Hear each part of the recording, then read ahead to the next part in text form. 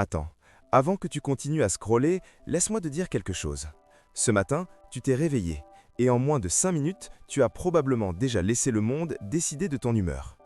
Un message, une notification, un problème qui n'est même pas le tien. Mais il y a un secret que Marc Aurèle, Viktor Frankl et les plus grands esprits de l'histoire connaissaient. Un secret qui se pratique chaque matin, en silence, avant même que le soleil ne se lève. Et aujourd'hui, je vais te le transmettre. Parce que dans exactement 20 minutes, tu ne verras plus jamais tes matins de la même façon. Installe-toi. Prends une grande respiration. Imagine qu'on est là, tous les deux, assis près d'un feu qui crépite doucement dans la nuit. Le monde autour est calme. Et je vais te raconter une histoire. Pas une histoire inventée, une histoire vraie. Celle d'un rituel ancien pratiqué par des empereurs, des prisonniers de guerre, des moines et des entrepreneurs modernes. Un rituel si simple qu'on pourrait croire qu'il ne change rien. Et pourtant, il transforme tout. Dans les 20 prochaines minutes, je vais te guider à travers 10 vérités anciennes, 10 principes que tu peux appliquer dès demain matin pour reprendre le contrôle de tes journées. Pas avec des phrases toutes faites ou de la motivation creuse, non, avec des outils concrets testés depuis 2000 ans. Parce que le problème, ce n'est pas que tu manques de motivation, c'est que personne ne t'a jamais appris à construire une forteresse mentale. Aujourd'hui, ça change. Laisse-moi te poser une question. Ce matin, qu'est-ce que tu as fait en premier en ouvrant les yeux? Si tu es comme 80% des gens, tu as attrapé ton téléphone et en quelques secondes, ton cerveau a été bombardé. Des nouvelles anxiogènes, des messages urgents, des comparaisons douloureuses sur les réseaux sociaux. Marc Aurèle, l'empereur romain le plus puissant de son époque, se réveillait différemment.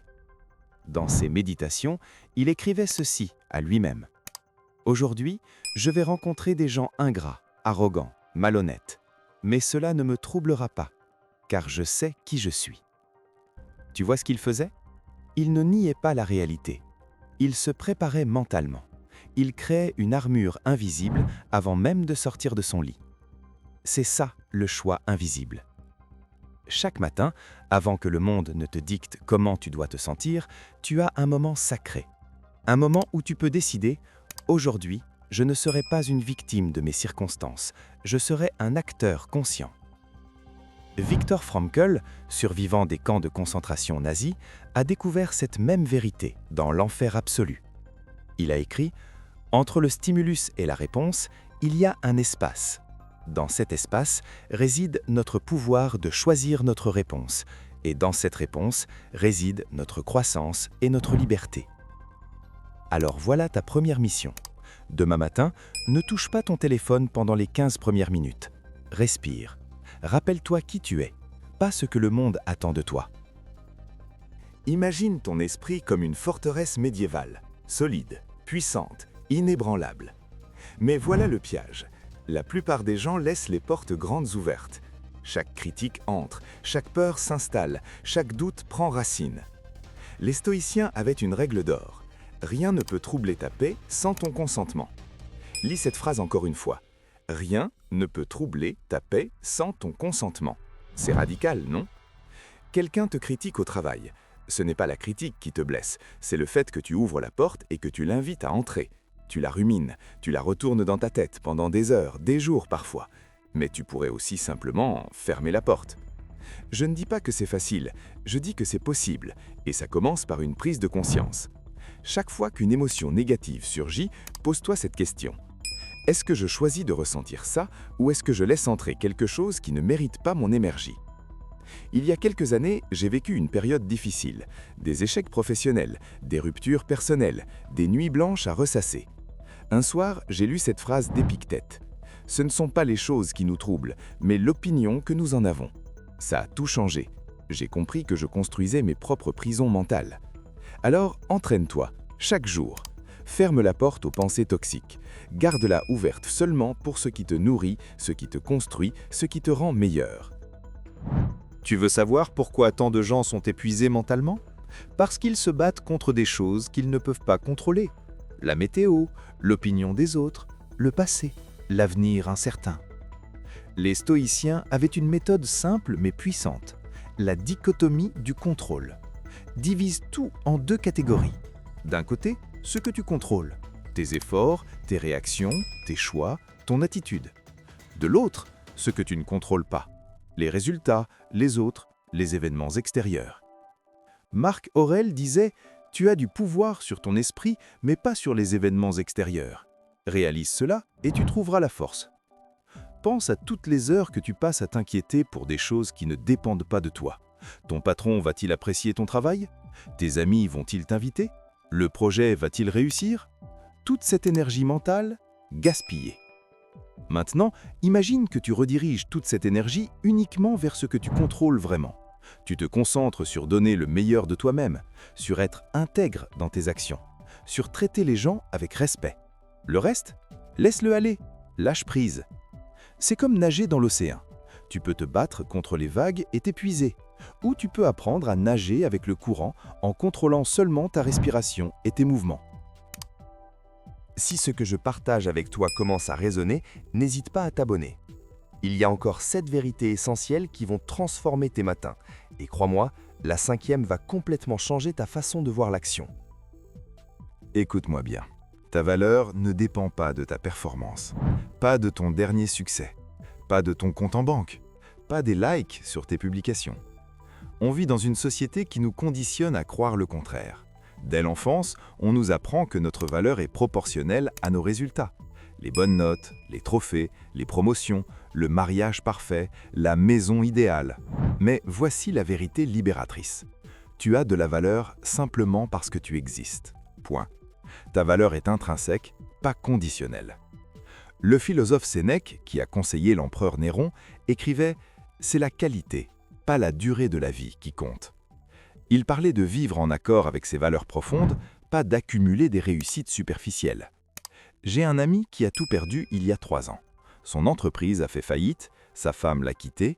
Il s'est retrouvé à 40 ans dans un petit studio avec rien d'autre que ses vêtements. Et un soir, autour d'un verre, il m'a dit quelque chose de profond. J'ai tout perdu. Et pourtant, je suis toujours là.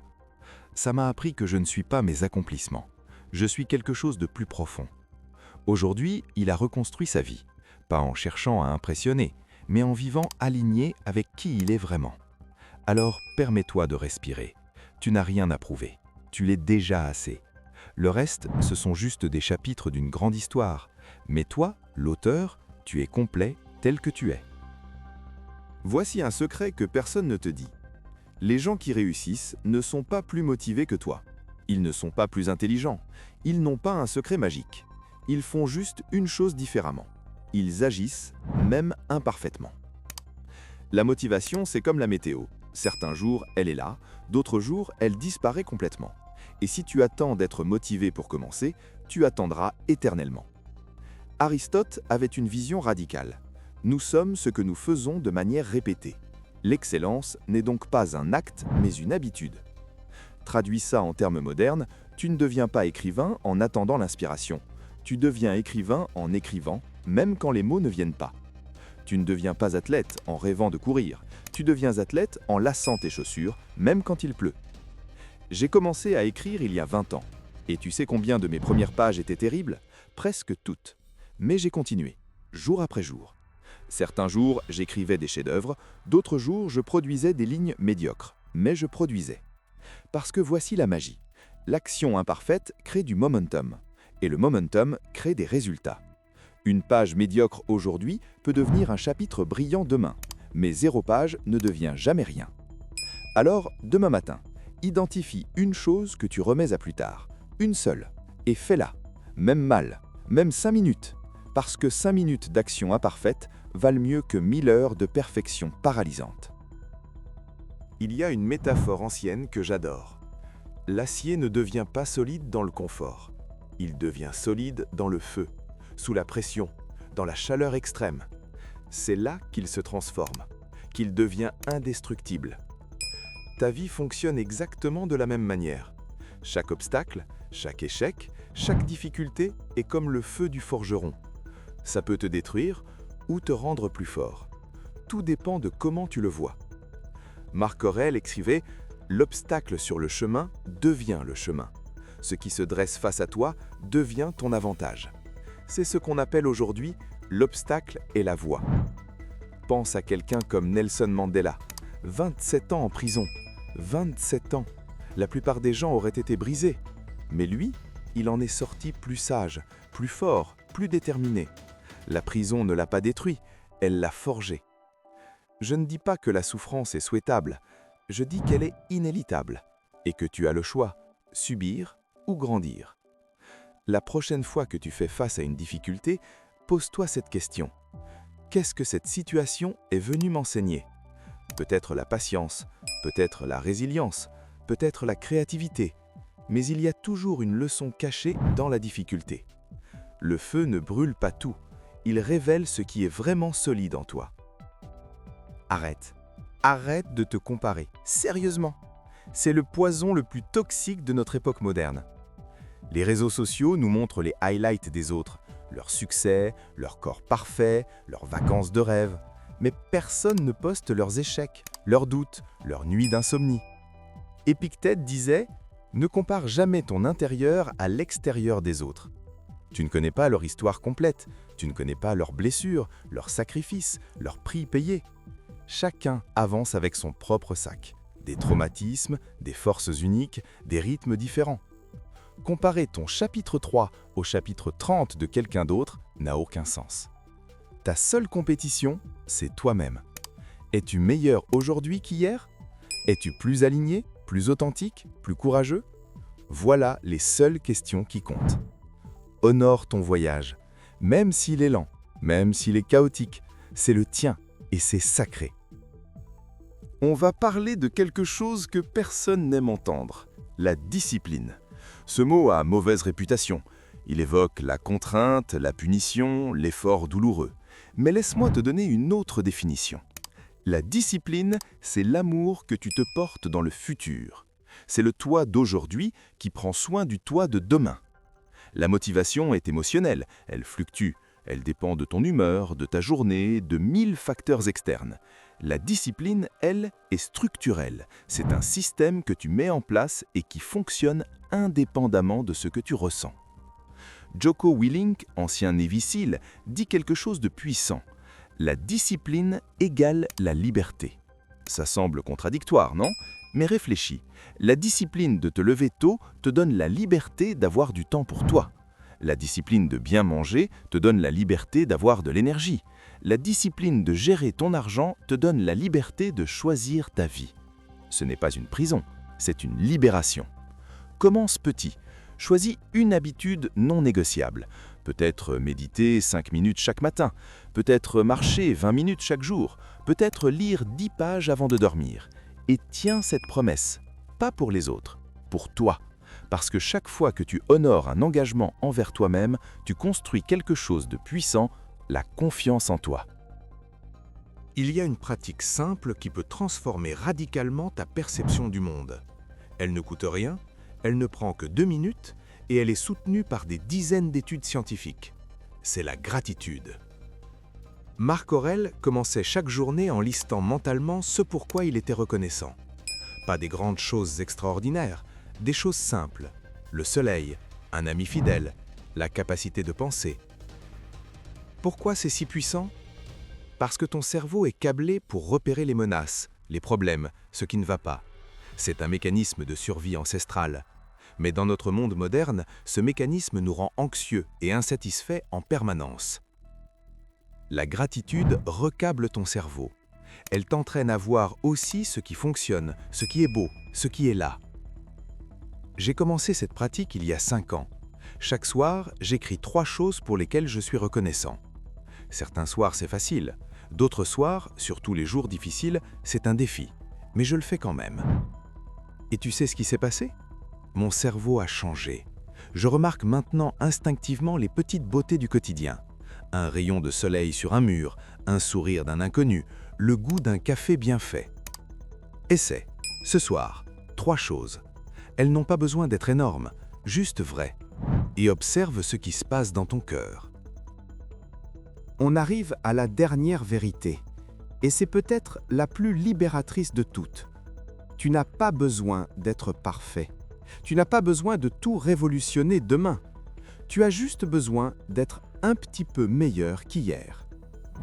Les Japonais ont un concept magnifique, Kaizen, l'amélioration continue, pas spectaculaire, pas dramatique, juste 1% de mieux chaque jour.